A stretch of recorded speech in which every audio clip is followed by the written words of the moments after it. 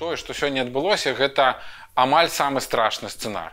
Горш это ўжо калі будуць прям журналістаў затрымліваць, масава сажаць у турмы, там катаваць іх, збіваць там ці штосьці з імі рабіць. Вот это амаль самы горшы сцэнар. Самы папулярны ресурс, самая папулярная медыа просто взять і паспрабаваць знішчыць.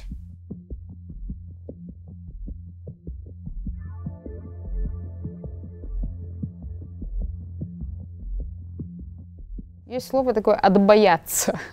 Но мне здаецца, што мы адбаяліся, таму што, ў прынцыпе, мы бачым, што адбываецца. Мы бачым, што такі маразм не можа працягвацца вельмі доўга. Так, мы разумеем, што ён працягваецца ўжо досыць доўга, але вельмі доўга не можа. И вообще наша команда, она очень сплотилась вследствие этих всех испытаний. Мы очень надеемся, что эта весна принесет нам что-то хорошее, позитивное обновление.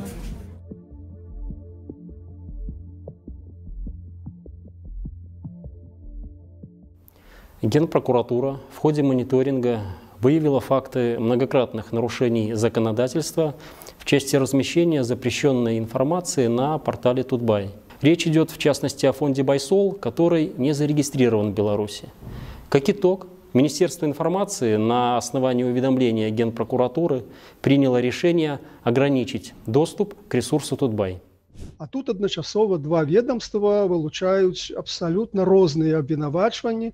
Ну і гэта дае такую даволі добрую падставу гаварыць, што справа не ў падатках, што справа палітычная.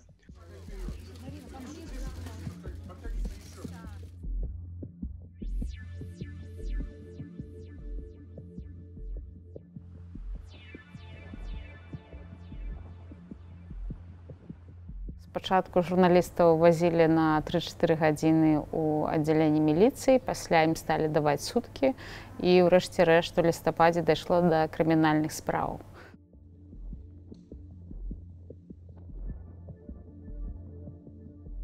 Улада чыніць расправу над самым папулярным беларускім парталам. Тутбай гэта не проста медыа-бізнес, гэта бізнес, які звязаны з усёй прамысловасцю беларускай, ввогуле з усім беларускім грамадствам.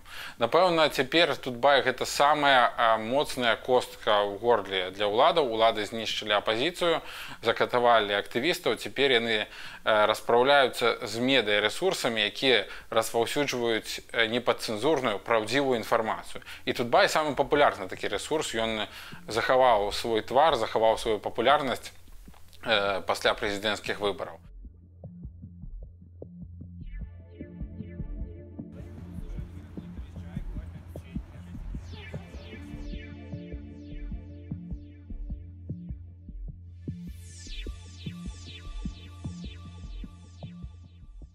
Сегодня мы все свидетели умышленного убийства медиа и независимого портала Тутбай.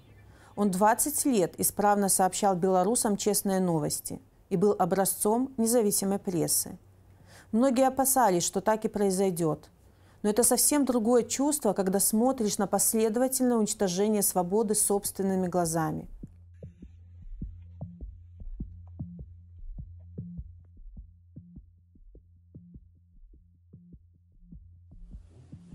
Лена, а тебя куда? Я свидетель. Свидетель. Ну, вось там чистили адвокатов, там союз поляков, там правооборонцев. Ну, а вось теперь черга дошла до буйнейших медийных ресурсов. Может, просто не хапало, что называется, руки не дошли. Ну, а вось теперь уже, так сказать, методично, квадратным способом, крок за кроком отбывается зачистка.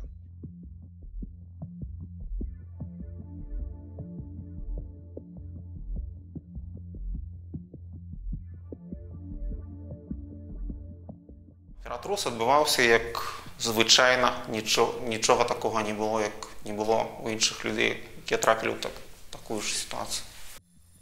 Тутбай гэта для мяне гэта лепшы сродак масавай інфармацыі. Што б далей не было, як бы мой ці Марынін лёс складваўся далей. Я ведаю, што гэта не дарэмна.